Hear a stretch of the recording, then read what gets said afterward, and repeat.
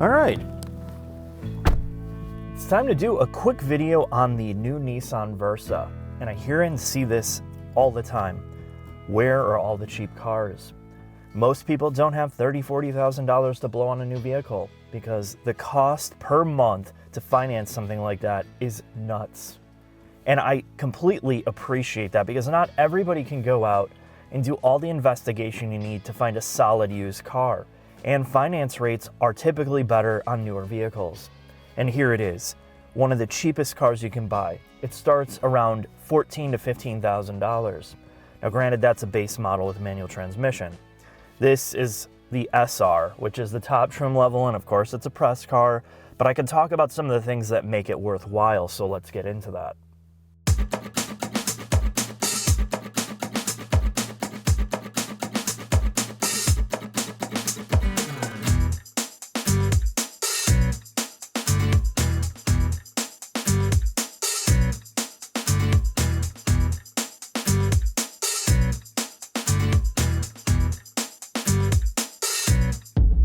Now on the SR trim, you get some stuff you probably don't really need, like a flat bottom steering wheel on a car with 122 horsepower. It's got this leather wrapped steering wheel feel with the stitching. Same thing along the dash, you get this orange cross stitching, and it looks pretty good, honestly. For at $18,000, $19,000, it has a solid look to it. The buttons, knobs, and switches are really, really good. The steering wheel, I mean, you understand exactly where your volume is, your track selector, the menu buttons. The 7-inch touchscreen, while it doesn't look particularly fancy, it's built into the dashboard, and it looks really well integrated. The other thing is, it works very, very well. Everything is quick. There's no crazy graphical user interface. The screen quality is just good enough where it doesn't blind you at night, and granted it does get a little washed out in bright sunlight, but everything works with the electronics here, and that is a huge, huge pro. It has Apple CarPlay and Android Auto, which is what everybody seems to want. That works. The screen has a one-touch dim and auto or off, where the screen will stay off completely. They allow you to dim down the electronic gauge cluster in the center completely all the way off. And I found a benefit to this, and only Nissan really does this anymore. The SR trim gets LED headlights, which have a very strong blue cast to them. So when I was driving in inclement weather like rain and snow, I found that it was more difficult to see. So I would dim the interior lights pretty much all the way down, and I could see outside a lot better. There was less distraction on the inside of the cabin. I like that a lot. I like that the fact that the HVAC controls have independent display down here, so you can see what the temperature is without having to look at the touchscreen. It has a seat heater, even with cloth seats. And the weird thing about the seat heater is, while they work extremely well, they get very hot, it's like skillet mode. It goes from full on, like, cook your rectum out, to kind of not working at all, which is weird. Now, it is nice to have that option, but it's $300 to add it on. And let's talk about the add-ons. Pretty much, there's a lot of things you can jack up the price with that makes literally no sense, like underbody LED lighting, the lighted footwells, which tack on about another $600. And there's just silly things like that that you're probably not going to spend your money on. There are a couple things that you would. Obviously, the heated seats if you're in a cold climate, and the center armrest is an add-on for $300. Now, the only negative with that is it's got this like pointy part to it. So if you have a purse in your passenger seat and you're trying to get out, or a backpack, which I do, I always get my backpack strap caught on here where I can't get it out because it's stuck on this pointy part. So it's one simple annoyance. Now, there are other benefits of this interior space. It has a traditional shifter, clicks into place. It has a manual parking brake, which is very helpful if you're just used to that. You don't have the electronics. It's basically instant on and off. And in the winter, if you need to get the car to rotate through snow, you have that option here. Now, the big thing is seating comfort is really good. There's a ton of room in here. I didn't have any problem putting a child's seat in the back. You don't have somebody eating their knees on the passenger seat or in the driver's seat if there's a car seat behind you. The trunk space is huge. And you know what? Everything, again, seems to be simple and intuitive to use. Last thing to talk about is the electronic gauge cluster. The menu system at first was kind of like, why do they need this screen here? You have an analog speedometer and everything else is digital. And I found once you get around safety screen and you figure out how to use it, the tach looks good, but you remove the tach and you put fuel economy. You can change your safety systems through that. You can turn off your traction control through the screen.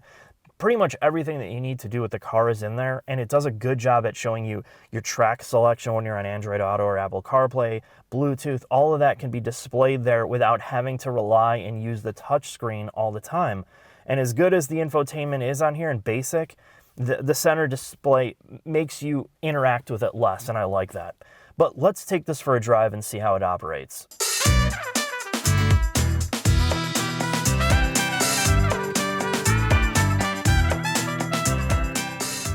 Setting off in the Nissan Versa SR.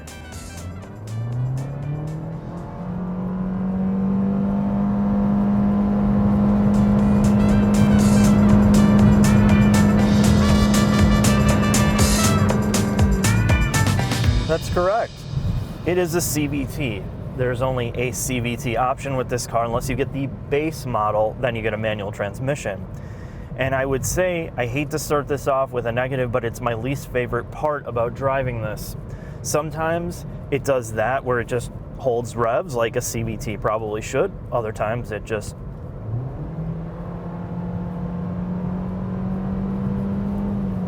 shifts. So you really don't understand what the logic behind it is, but as soon as you stop thinking about it, you stop driving it hard, which this is not about driving hard. It's got 122 horsepower, 4-cylinder. That is port injected only, so there's no direct injection here, which is a huge positive.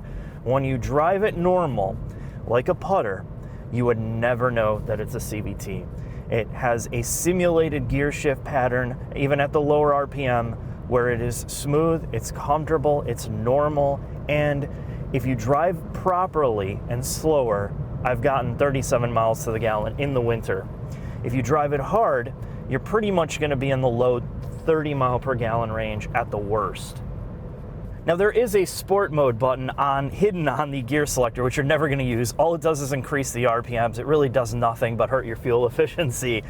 And the last thing to talk about with the transmission is, yes, it's smooth, but you do hear a little bit of CVT whine from the pulley or belt system. It's not a deal breaker, but that's a great time to lead into kind of how quiet this is, or how not quiet it is, and the ride quality of it.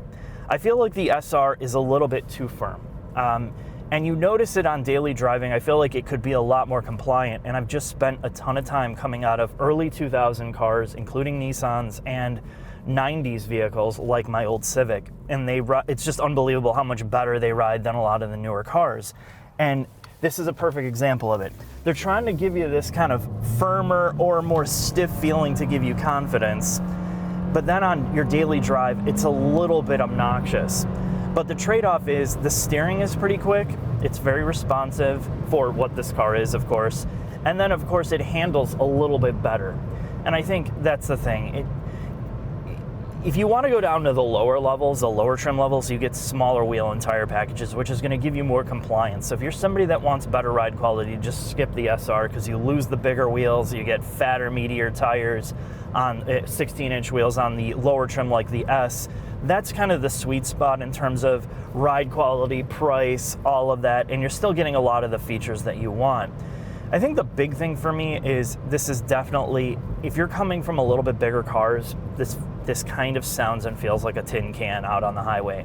It tends to blow around a lot more. You hear a lot of wind noise, specifically in the back. You can tell the door seals aren't, the best, and there's not a lot of NVH material that brings down the quietness of this car. But here's the thing, it drives good. It's pretty comfortable, the seats are good, the handling's good, the fuel efficiency's good, and it's a pretty simple car. It does everything that you want it to do, and the technology works very, very well. And I spent a lot of time driving this car, and I'm talking about a lot of the negatives, and you're gonna ask, well, why are you complaining about a cheap car? I'm not really complaining, I'm just talking about the pros and cons of it. Because overall, once you skip past a lot of these things that you're no longer gonna notice driving it a lot, it just feels good to drive. I got in it, I knew I could pile a lot of miles on, and I was still not gonna have to fill up all the time.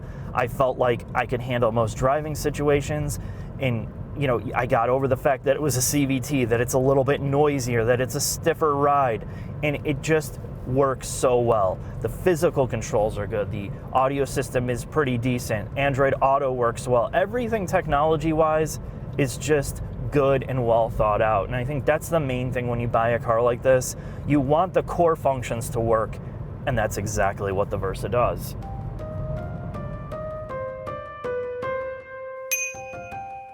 Final thoughts on the Nissan Versa. Before I start scooting out of here, I want to tell you about what I think.